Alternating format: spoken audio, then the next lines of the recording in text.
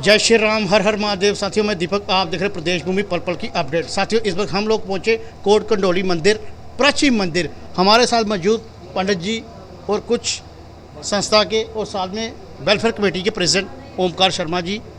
हमने देखा ये रोज़ यहाँ पर जरूर माई को हाजिरी देते हैं यहाँ पे। और पहले पंडित जी से थोड़ी जानकारी लें। पंडित जी, जय माता जी, क्या कहना चाहेंगे?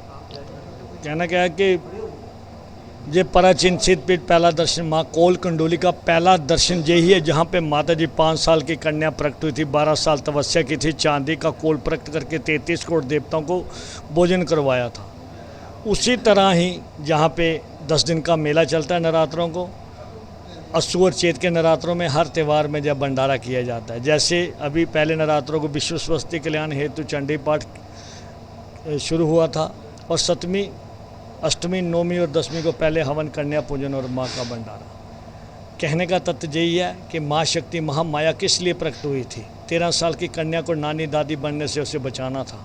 कि किस तरह माँ ने ये जो खेल खेला है, ये भक्तों को समझाने के लिए, ज्ञान देने के लिए ये खेला है कि 13 साल को सनातन धर्म में हिंदू लोग जो कि कन्या के रूप महाशक्ति में मानते हैं। जहाँ पे 13 कोस में बसा हुआ नागराज गांव है, जिसे 13 कोस को 18 किलोमीटर में बदला जाता है, ये वही कोस है। और यहाँ पे एक नम्रता, एक महाशक्ति अपरंपार, जिसे 1-2 नहीं आता तो उसे हजारों की गिनती आ जाती है। माँ का आशीर्वाद हो तो सब कुछ आता है। पंडित जी, ये कितने साल पुराना ये मंदिर है? ये हजारों साल पुराना है। जब सृष्टि की रचना हुई थी, ब्रह्मा विष्णु में इकट्ठे थे, नारद ने सवाल किया था सबसे पापी युग कौन सा होगा। उन्होंने कहा सबसे पापी युग हो तो कल युग। उन्होंने कहा क्यों और किस लिए? उन्होंने इसलिए होगा कि 13 साल की कन्या नानी और दादी बनेगी। उन्होंने कहा उसे बचाए किस तरह जगह मिल करेगा, आप शक्ति को प्रकट करेंगे। आने वाले कल युग में त्रिकुट पर्वत बेचे जाएगा, पर उससे पहले एक नागराज गाँव होगा। आपको बताया कि शेर और बकरी ने इकट्ठे पानी पिया होगा। वहाँ नमक जहाँ पत्थर में प्रकट होना होगा, वहाँ से तत्व होगा कि 13 साल की कन्या को नानी दादी बनने से किस तरह बचाएगा। तेली तेल बेचने जाया करते थे, आती वर्ग गेहूँ, मक्की, नमक, बाजरे ले आते थे।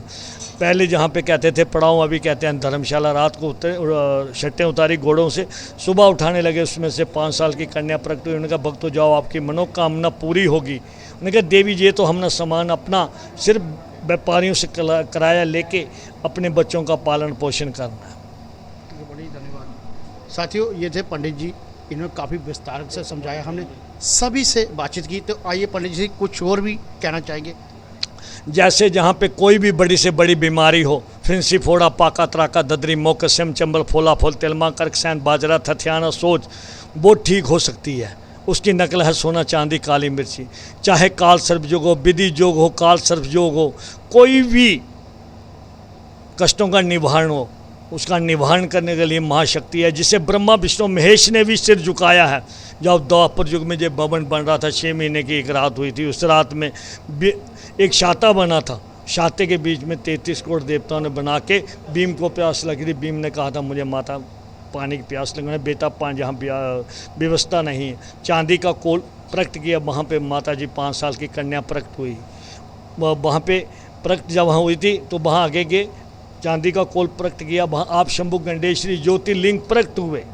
चांदी का कोल प्रकट करके आप शंभु गंडेश्वरी ज्योतिर्लिंग प्रकट हुए। माता ने कहा जहाँ शिव होंगे वहाँ शक्ति होगी। शिव शक्ति में न दूरे, शक्ति शिव में न दूरे।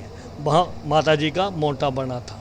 वो इसलिए कि माता का सिर्फ दरवाज़ा लगने को बाकी था तो सूरज निकले आया था। पांडवों ने इसी स्थान पर ये भेंट गाई है कि पंजे पंजे पांडवों तेरा पवन बनाया, अर्जुन चोर जलाया। तो ये मंदिर का नाम कैसे पड़ा, ये कोल कंडोली? कोल कंडोली इसलिए कि कोल प्रकट करने से ही कोल कंडोली पड़ा है।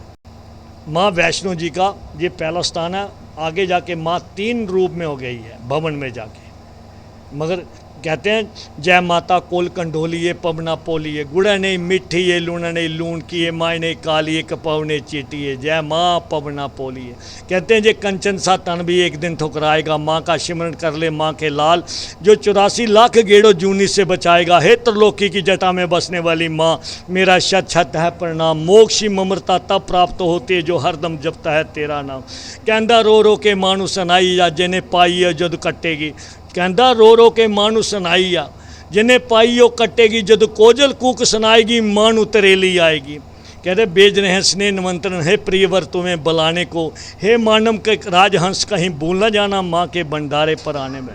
कहते हैं हम पापी दुष्टी हैं। उसका एक दो चपाइए कहता हम अति दीन दुखी माँ विपद जाल गेरे हैं कपूत अभी कपटी पर बालक तेरे। हम पापी दुष्टी हैं, सुबह से लेकर शाम तक पाप करते हैं, माँ के दर्शन करते हैं, अपने कष्टों का निवारण करते हैं।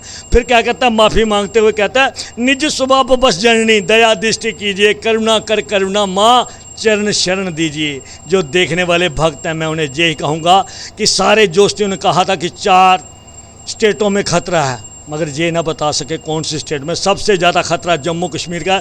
2029 तक जो बच्चे अपने माता पिता के लिए अर्जी अरदास करेंगे, जहाँ माता पिता अपने बच्चों के लिए अरदास करेंगे, उन्हें कभी भी कष्ट नहीं आएगा, उसका निवारण हो जाएगा। जैसा मर्जी कष्ट होगा, दीर्घ आयु होगी, सिर्फ चाहना है। बच्चे मम्मी पापा के पाँव में ये मस्तक रख के बोलें ओम नमो भगवते वासुदेवाय नमः। एक बार चले जाते हैं, वापस नहीं आते। सिर्फ यही है कि जो हमारी जम्मू कश्मीर स्टेट है वो ऐसी स्टेट कोई नहीं है कि बिल्कुल नम्रता ही नम्रता है। जैसे डोगरी में कहते हैं खंड मीठे लोक डोगरे, तो वो खंड मीठे बोल डोगरे हैं कि देवताओं के चरणों में रहते हैं। 33 करोड़ देवताओं में ये जम्मू धरती है 33 करोड़ देवताओं की, जहाँ पे इतनी शक्ति है कि अपरंपार। एक जमा कर दो, देख लो एक बार माँ के साथ नज़र मिला के दे देखो, उसके चरणों के आके अपना सब कुछ अपरंपार कर दो। बोल सांचे दरबार की जय। साथियों ये थे पंडित जी, काफ़ी विस्तारक से समझाया इन्होंने, पूरी विधि से समझाया। तो साथियों इतना ही कहना चाहते थे, पल पल की अपडेट आपको देते रहेंगे। जय हिंद जय भारत। कैमरामैन अनुष्का शर्मा, मैं दीपक।